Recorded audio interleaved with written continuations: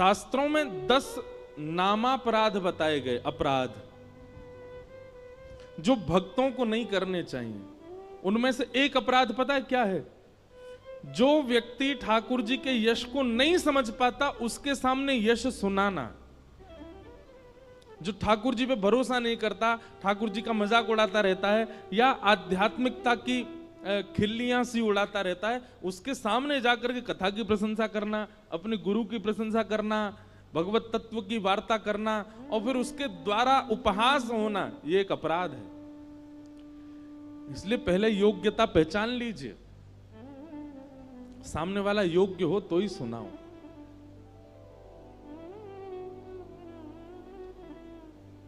वक्ताओं को बहुत अपराध लगे हुए होते हैं क्योंकि इतने श्रोता आते हैं कथा में। जरूरी नहीं है सब एक ही भाव के हों, कई लोग अलग अलग भाव के भी आते हैं, तो निश्चित है वक्ता को अपराध लगता है उसका। इसीलिए कई बातें मंच से नहीं कही जाती, स्थान देख करके, श्रोता देख करके, समय देख करके फिर सुनाया जाता है।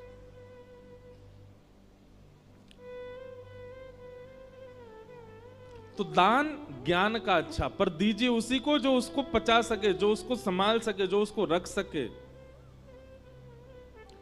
बीज को कहीं भी नहीं बोया जाता, सत्पात्र में ही बोया जाता है। जहां बीज अंकुरित हो सके वहीं डालते हैं हम। हर बीज का एक नियम होता है ना। अब मुझे तो इतनी नहीं आती प्लांटिंग करना, फार्मिंग करना, पर आप सब में से कोई जानकार हो, हर बीज का एक स्वरूप होता है कि वो इतनी मिट्टी में ही जाएगा तो फलेगा, इतनी धूप ही आनी चाहिए, इतना जल पड़ना चाहिए। तो ऐसे ही पात्र देख करके बताना चाहिए भगवत भावों को। ये बात आपके लिए, हमारे लिए नहीं। हम तो खुले मंच से कुछ भी कहें, ये तो कथा पंडाल है, अपराध तो लगता है, लेकिन फिर भी यह नियम है कि यहां तो सब सुनाना ही है। पर आप लोग जब एकांतिक किसी से मिलते हैं या अपने परिवार के लोगों के बीच में बैठते हैं, जो व्यक्ति ऐसा दिखता हो कि ये इस भाव को अच्छी तरह स्वीकार नहीं करेगा, मत सुनाइए, नहीं तो अपराध लगेगा। और जहां लगता है कि नहीं ये अधिकारी है इस भाव का, उसको तुरंत बताइए। सबसे बड़ा दान है।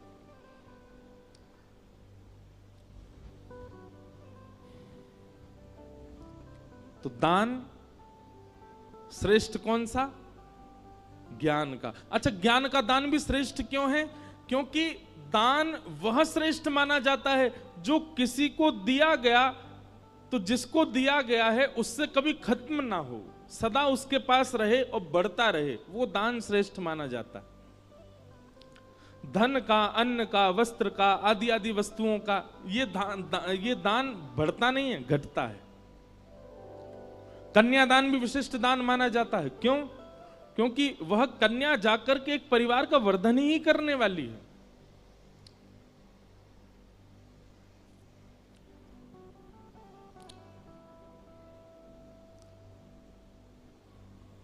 तो इस प्रकार राजा नृण की कथा बताई गई। फिर आगे प्रसंग आता है कि श्री नारद जी महाराज भगवान की गृहचर्या देखने गए कि भगवान अपने गृहस्थाश्रम में कैसे रहते हैं। तभी नारद जी ने जाकर के क्या देखा कि ठाकुर जी 16,100 राजकुमारियों के साथ एक ही समय पर अलग अलग रूप में, अलग अलग भवनों में विलास कर रहे हैं, एक ही साथ। यह दर्शन करके नारद जी महाराज अत्यंत प्रसन्न हुए। तत्पश्चात भगवान की नित्यचर्या बताई गई। ठाकुर जी की दिनचर्या कैसी है? सुबह भगवान ब्रह्म मुहूर्त में उठ जाते हैं। अच्छा, एक बात सुनो, हमारा तो सिस्टम डामाडोल हो चुका है। अब कथाएं करते करते और भाग दौड़ में हमारा कोई नियम नहीं रह गया। अब सब उल्टे सीधे हो गए हैं। पर आप लोग संभालो। जिस व्यक्ति को, लिख लीजिएगा इस बात को, ठाकुर जी का जीवन में कभी साक्षात्कार करना हो, वो ब्रह्म मुहूर्त में उठना प्रारंभ कर दे। सूर्य उदय से पहले रात्रि जा रही है, उस काल में उठ करके और अपना प्राणायाम आदि, स्नान आदि करके और ध्यान निश्चित करे भगवान का। और यदि वो धाम निवासी है, लाइव में भी जो वृंदावन के लोग सुन रहे हैं कथा, प्रातःकाल ब्रह्म मुहूर्त में उठ करके स्नान करके चले जाओ, यमुना जी के तट पर जाकर के परिक्रमा करो। हमको बिहारी जी के गोस्वामी जी एक हैं हमारे बड़े ठाकुर जी की खूब सेवा करते हैं, उन्होंने मुझको बताया, वो लाला तो एक सूत्र बता के जा रहा हूं। मैंने कहा बताओ महाराज जी। बोले काउद ना ऐसो नियम धारण कर लियो, जब तू ब्रज में रहवे लग जाए, अब तो हम रहते ही नहीं, हम दुनिया ब्रज में बस रही, हमारी कथा सुन के हम ही ब्रज से बाहर हैं।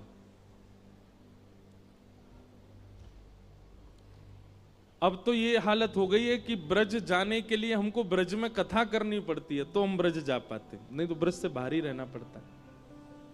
पर हमारे पूज्य श्री मलुकपीठ वाले महाराज जी को हमने एक बार निवेदन किया, मैंने महाराज जी कथाएं तो बहुत हो गई पर ब्रज छूट गया।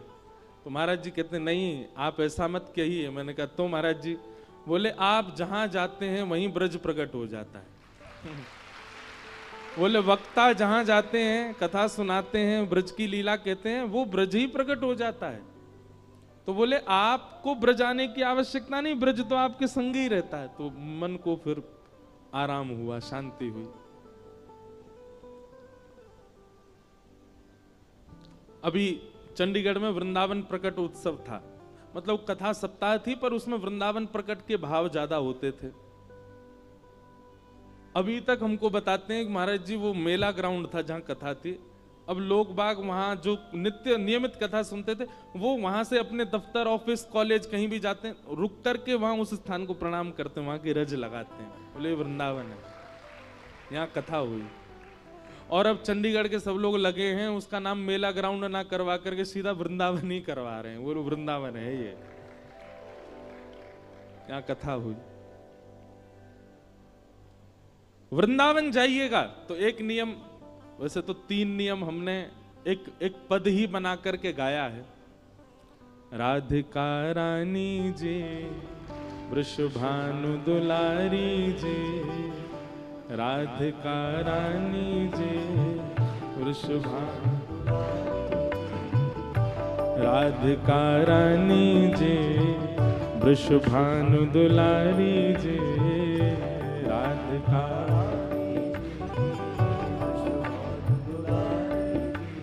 ओ सुन लो अरज हमारी हमारी, रहूं ब्रज रज को उपास उपास, ब्रज रज को उपास, रहूं ब्रज रज को उपास उपास, से राधिका रानी जी वृषभानु दुलारी जी, राधिका रानी जी वृषभानु दुलारी जी, राधिका रानी जी वृषभानु दुलारी जी, राधिका रानी जी वृषभानु दुलारी जी। सुन लो अरज हमारी हमारी, रहूं ब्रज रज को उपास उपास, ब्रज रज को उपास, रहूं ब्रज रज को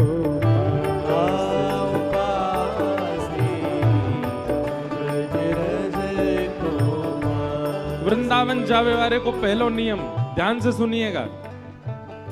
मंगला उठ यमुना जी जाऊं, मंगला उठ यमुना जी,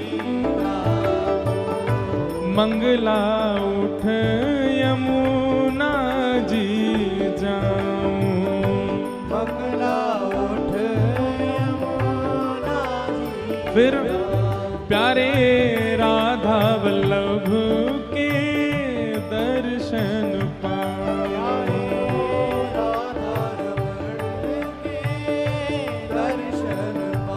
प्यारे राधा वल्लभ के दर्शन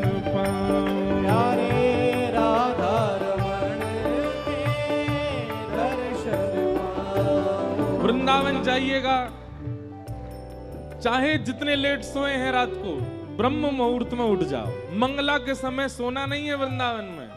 यमुना जी जाइए, यमुना जी को प्रणाम करो और सीधे राधा वल्लभ जी की मंगला आरती करिए। राधा वल्लभ के दर्शन पाऊं, ब्रज रज को उपास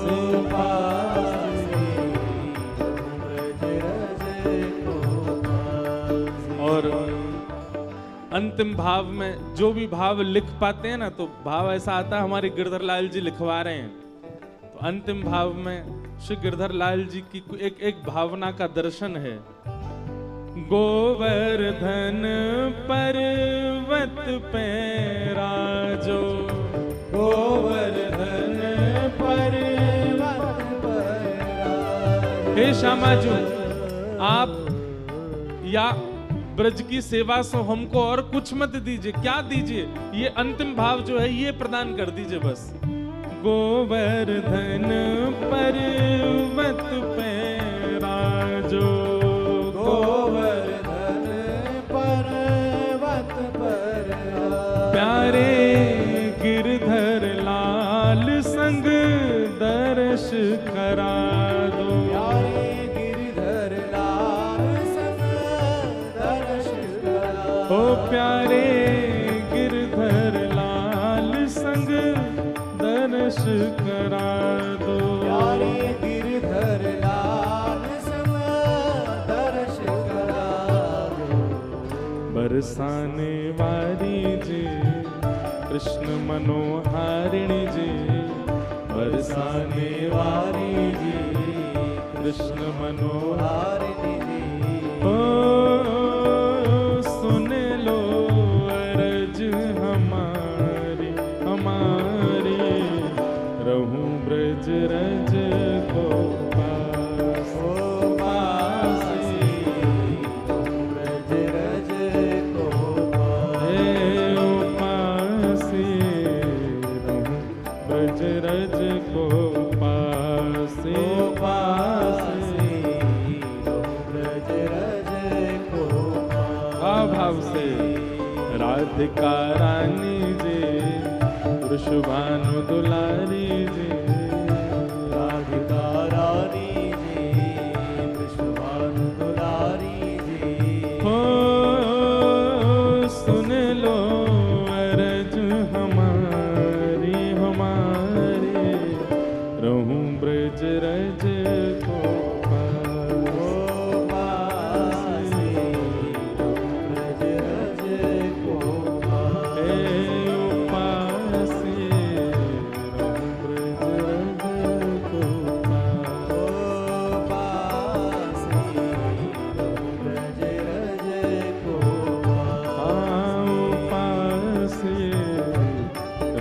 ब्रज रज को पास, पास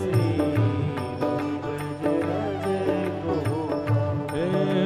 पास, रहूं ब्रज रज को पास, पास रहूं ब्रज रज को पास।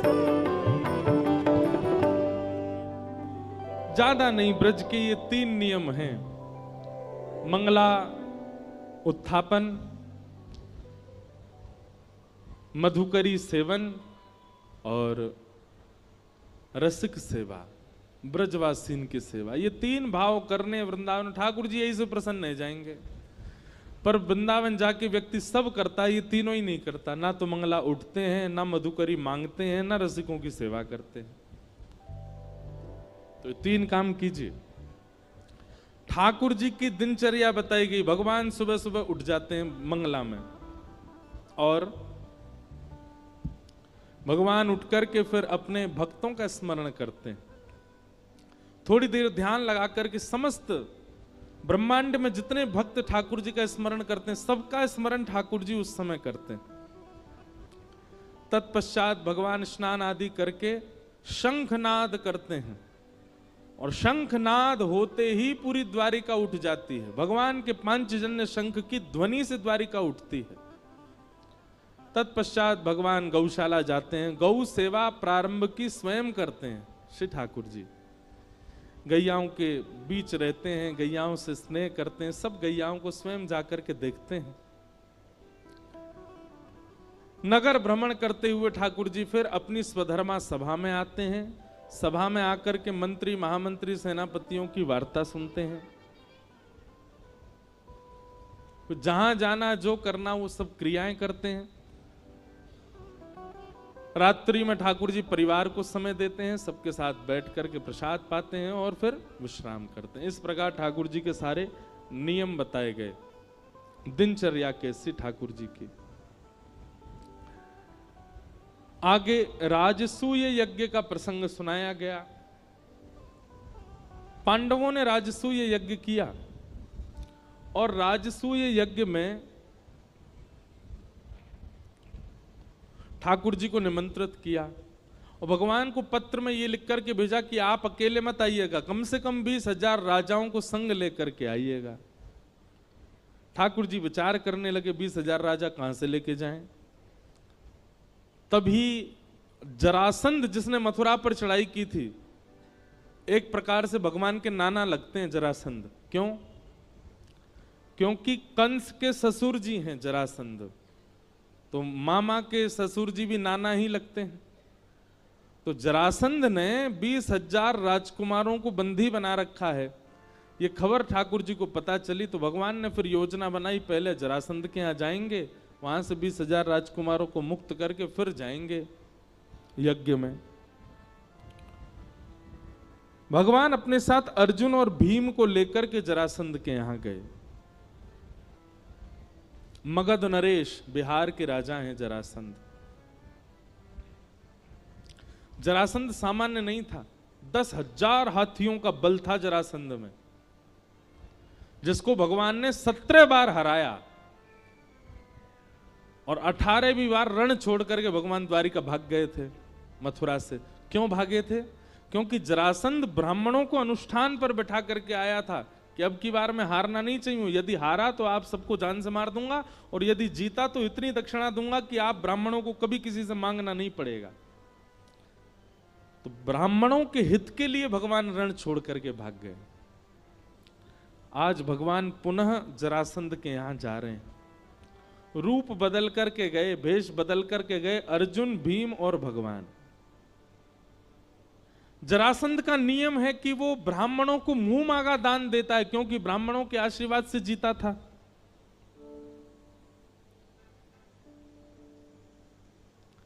भगवान ब्राह्मण का रूप धारण करके गए। जरासंध ने कहा, मांगिए विप्र देवता, क्या चाहिए? भगवान बोले, युद्ध।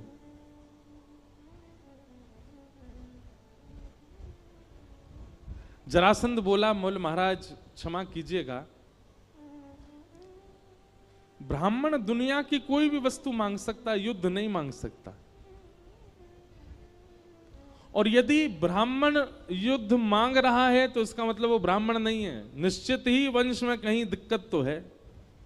ब्राह्मण का युद्ध में रुचि नहीं होती। आप कौन हैं? अपना रूप बताइए मुझे। भगवान ने अपना रूप दिखाया। योगेश्वर कृष्ण को देख करके जरासंध बोला, मुझे पता था तुम ही होगे, पर एक बार रण छोड़ करके जो मेरे सामने से भाग जाता है, भगोड़ा है, मैं उससे युद्ध नहीं करता दोबारा। कायर हो तुमसे युद्ध नहीं करूंगा। हाँ भाई, तुम अपना मुख दिखाओ। अर्जुन ने अपना मुख दिखाया। बोले, ओहो, पांडवों के मध्यस्थ भ्राता अर्जुन, तुम तो छोटे हो, छोटे बालक हो, बालकों से युद्ध नहीं करता मैं। तीसरे से कहा, तुम अपना रूप दिखाओ। तो भीम ने अपना रूप जब दिखाया, जरासंध बोला, हाँ ये मेरी टक्कर का है, इससे युद्ध करूंगा। सूर्य उदय होते ही आप तीनों मेरे शत्रु हैं, और विशेष रूप से ये मेरा शत्रु है भीम, और सूर्यास्त होते ही आप तीनों मेरे मेहमान हैं। बिना अस्त्र शस्त्र के केवल मल्ल युद्ध होगा भीम और जरासंध के बीच में। कृष्ण और अर्जुन का उस युद्ध में प्रवेश नहीं होना चाहिए। आप लोग बस बाहर बैठ के दर्शनार्थियों की तरह, दर्शकों की तरह देखोगे।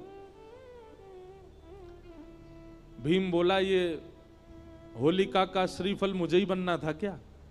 भगवान बोले मेरे हाथों मरना होता तो 17 बार चढ़ाई की थी इसने मथुरा पे, तभी मर गया होता। इसकी मृत्यु तेरे हाथ ही है भीम, चिंता क्यों करता है? मैं हूं ना तेरे साथ, अर्जुन है ना, हम दोनों हैं, तेरे को जिता के लेके जाएंगे। रात्रि में सो गए।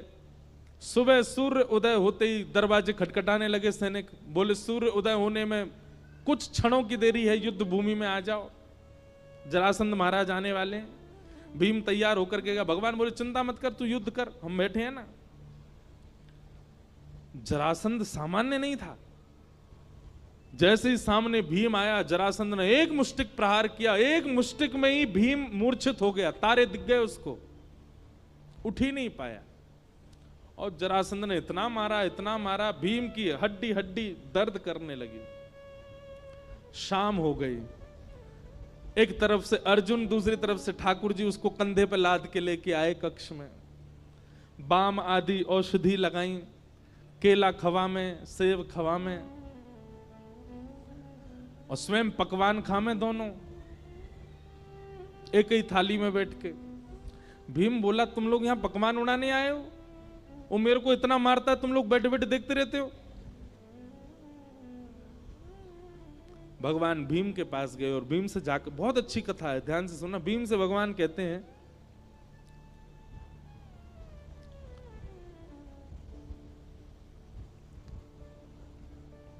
भीम तुम युद्ध करने जाते हो, एक बार भी मेरी ओर नहीं देखते, एक बार तो देखा करो। क्या पता मैं कुछ संकेत बता दूं? अब मेरा तो युद्ध भूमि में प्रवेश नहीं है ना, मैं तो बाहर ही बैठूंगा, मेरी ओर देखा तो करो कभी कभी। भीम बोला ठीक है देखूंगा। अब इसका आध्यात्मिक अर्थ क्या है? जरासंध है मैं और आप सब जीवात्मा, भीम है मैं और आप सब जीवात्मा, और जरासंध है हमारे कर्म। हम सूर्य उदय होते ही अपने कर्मों से युद्ध प्रारंभ कर देते हैं। हम सबका युद्ध चालू हो जाता है सूर्य उदय होते ही। रात्रि में हम सब लोग विश्राम में रहते हैं, पर हम जैसे लोगों के रात में भी चलते रहते हैं युद्ध, पर एक सामान्य रूप से रात्रि में सब विश्राम में जाते हैं। रात्रि कोई किसी को तंग नहीं करता। कोई कार्य बिगड़ भी जाता है तो हम लोग कहते हैं अभी सो जाओ, सुबह देखते हैं उठ के। हमारा युद्ध ही सूर्योदय के साथ प्रारंभ हो जाता है, संसार के साथ। भगवान कहते हैं इस बीच में कभी कभी मेरी ओर देख लिया करो, मेरी ओर दृष्टि डाल लिया करो। भोपाल में 365 दिन रहिए, लेकिन 7 दिन के लिए यदि कोई ब्रजवासी कथा सुनाने आया है तो आके सुन लिया कीजिए, कोई बुराई नहीं है। समझ में 10 कोई आई है, ताली सबने बजाई है। अब क्या फायदा, अब तो कथा पूरी होने वाली है। अब तो प्रतीक्षा करो, 2 साल बाद आएंगे अब भोपाल, पर उससे पहले हम आसपास तो आएंगे, इंदौर आएंगे, सागर आएंगे, और कहां आएंगे, नर्मदा यात्रा पे भी आएंगे।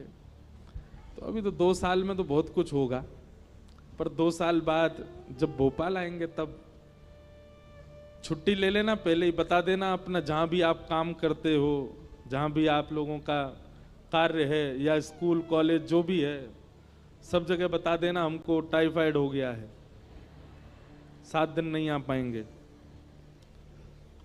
ज्यादा नहीं, 7 दिन मांग रहे हैं, 7 दिन तो पूरी कथा को दिया कीजिए। ये बहुत आवश्यक होता है जीवन के लिए। आप सब लोग युद्ध कर रहे हैं अपने कर्मों से। अभी बस ये 1 घंटा बाद आप सबका युद्ध शुरू हो जाएगा, फिर लड़ोगे। 7 दिन जब तक कथा चल रही थी तब तक ये लग रहा था कि थोड़े युद्ध थमे हुए हैं, थोड़ा हमारे जीवन के युद्ध जो हैं, जो इतने ज्यादा आक्रमण भीष्म पितामह की तरह बाणों की सैया पर लेटे रहते हैं हम लोग, लेकिन 7 दिन के लिए थोड़ी राहत लगती है। अभी फिर शुरू हो जाएगा 4-5 बजे से आप सबका वही संसार का सब क्रम। इसलिए जब कभी भी कथा हो, हमारी नहीं किसी की भी हो भोपाल में, अगर अच्छे वक्ता हैं जिनके वचनामृत से कुछ परिवर्तन। अच्छा एक बात और सुनिए, वक्ता के वचन सुनकर के वक्ता नहीं ठाकुर जी प्रिय लगने चाहिए। ऐसी कथाएं सुना करो। हम इस बात पर आपको बार बार टोकेंगे। बिचौलिया से लड़का का गुण सुनो तो लड़का प्रिय लगना चाहिए, बिचौलिया नहीं।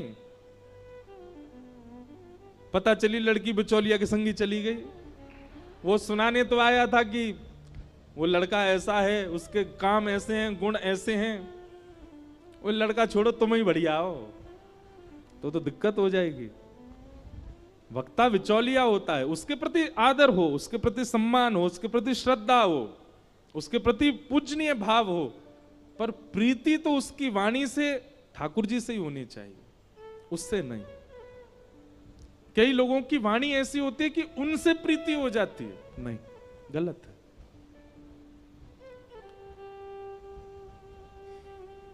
तो भगवान कह रहे हैं भीम तू युद्ध करने जाता है, बीच में मुझे देखा कर। हम सबको भगवान कह रहे हैं, हम सब युद्ध करते हैं सुबह से शाम तक, बीच बीच में कभी देखा करो।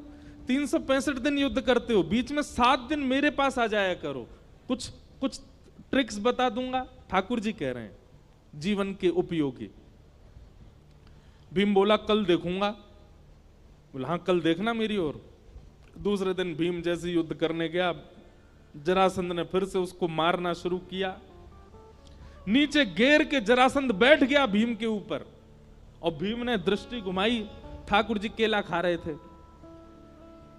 भीम ने भगवान की ओर देखा, भगवान ने तुरंत एक पत्ता उठाया और बीच से अलग किया।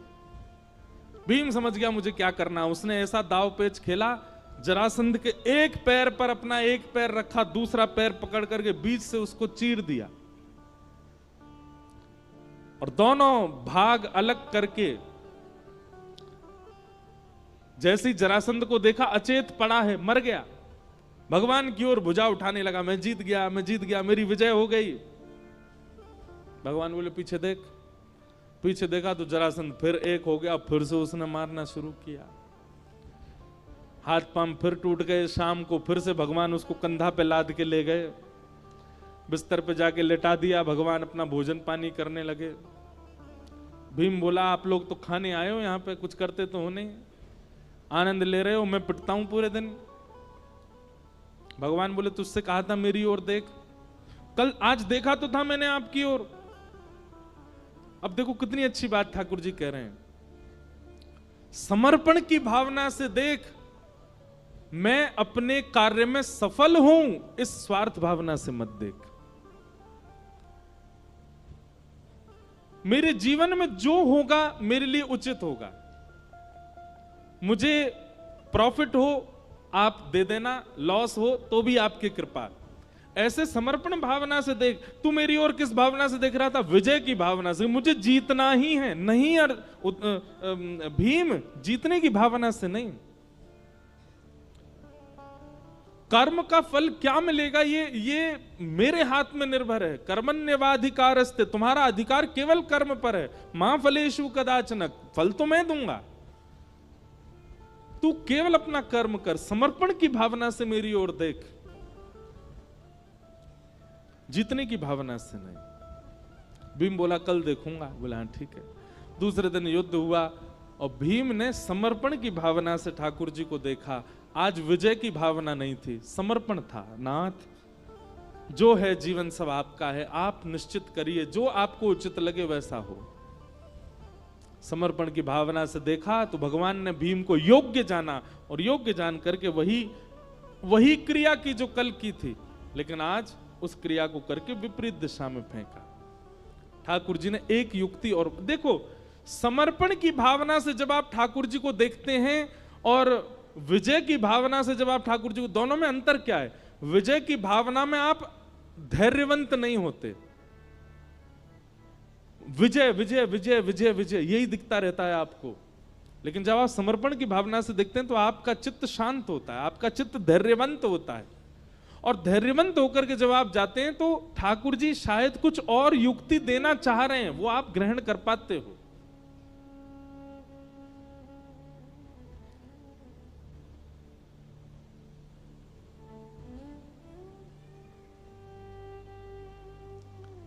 भगवान ने जब भीम को देखा कि आज समर्पण है, तब पत्र बीज से अलग करके विपरीत दिशा में फेंका। भीम को संकेत मिल गया कि करना वही है जो कल किया था, बस बीज से अलग करके छोड़ नहीं देना है, विपरीत दिशा में डालना है ताकि ये एक ना हो सके। तब भीम ने वही दाव पेच खेला, बीज से दुर्योधन जरासंध को अलग करके विपरीत दिशा में फेंका, नहीं एक हो पाया और जरासंध के प्राण निकल गए। तब भगवान को आज प्रणाम किया, बोले नाथ क्षमा करना, कल मुझसे भूल हुई, आज मैंने अपनी भूल सुधारी। भगवान बोले अब जरासंध का वध हो गया, तुम सफल हुए, चलो। 20,000 राजकुमार जो बंदी बने थे उन सबको मुक्त किया और लेकर के भगवान राजसूय यज्ञ में गए।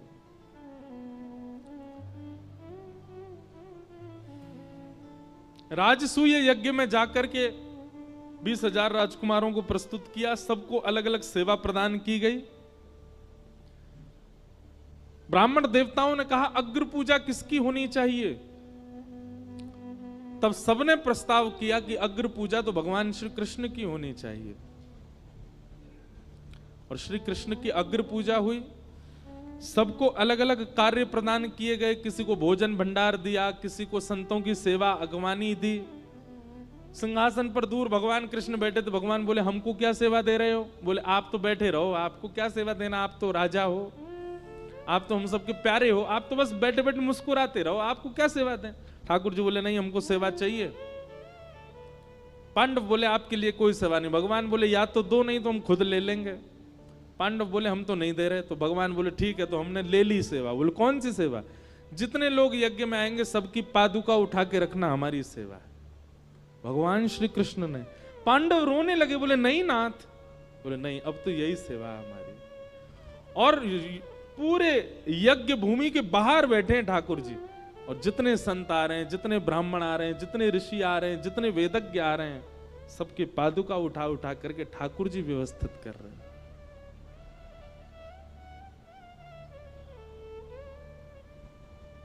बंधुओं, भगवान श्री कृष्ण के आप भक्त हो तो कुछ कुछ लक्षण ठाकुर जी जैसे भीतर आने चाहिए। और ठाकुर जी का कोई लक्षण आए चाहे ना आवे, एक लक्षण तो आना चाहिए, क्या? दीनता। ठाकुर जी बहुत दीन है। नीचे बैठने में, झुकने में, दीन बनने में ठाकुर जी को बिल्कुल संकोच नहीं होता, नेक में ही हो जाते हैं। आज का व्यक्ति दीन होना भूल गया है, वो दीन नहीं बन पाता। उसको पद प्रतिष्ठा और पदवी की इतनी ज्यादा इच्छा होती है कि वो उससे परे जा ही नहीं सकता।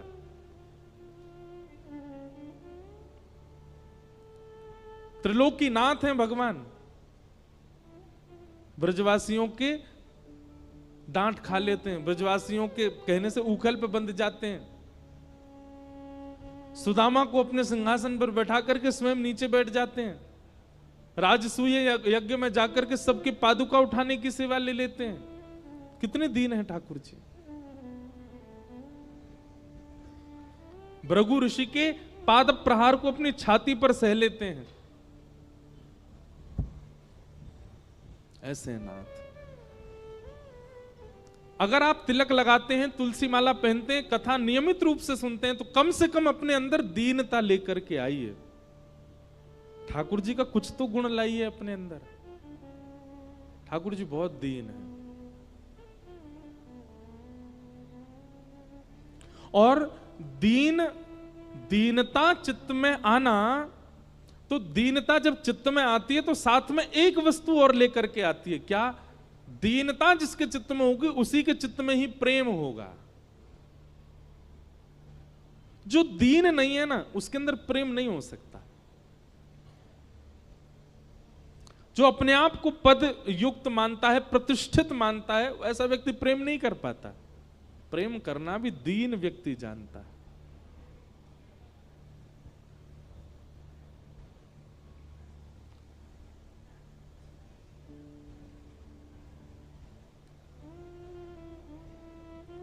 भगवान पादुका उठा रहे हैं और पांडवों का राजसूय यज्ञ पूर्ण हुआ।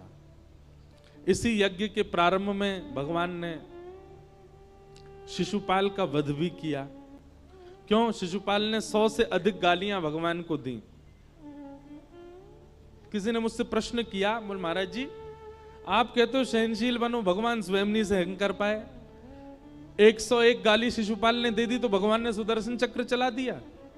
एक बात हमेशा याद रखना, ठाकुर जी को क्रोध नहीं आता, महादेव को क्रोध नहीं आता, हनुमान जी को क्रोध नहीं आता, देवी को क्रोध नहीं आता, पर इन सबके जो गण हैं ना, जो संग रहते हैं, वो कोपित होते हैं। कभी हमारे साथ कुछ ऐसा होता है देव पीड़ा से, तो ठाकुर जी पे इतना समय मुझ पे क्रोधित होंगे वो। पर हाँ, उनके जो दीन गण जन हैं, उनके जो भक्त जन हैं, उनके संग जो कितनी योगनियां रहती हैं, उनको क्रोध आ जाता है। इसलिए ठाकुर जी को ज्यादा वैसा कोई व्यवहार नहीं करना चाहिए देवों के प्रति जिससे उनके गण रुष्ट हो जाएं। ठाकुर जी को क्रोध नहीं आता। 100 गाली होने तक भगवान ने छूट दे रखी है शिशुपाल को।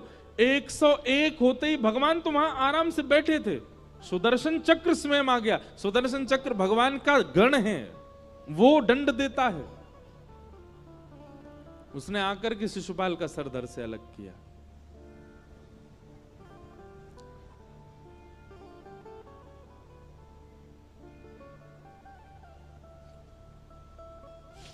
इस प्रकार राजसूय यज्ञ हुआ।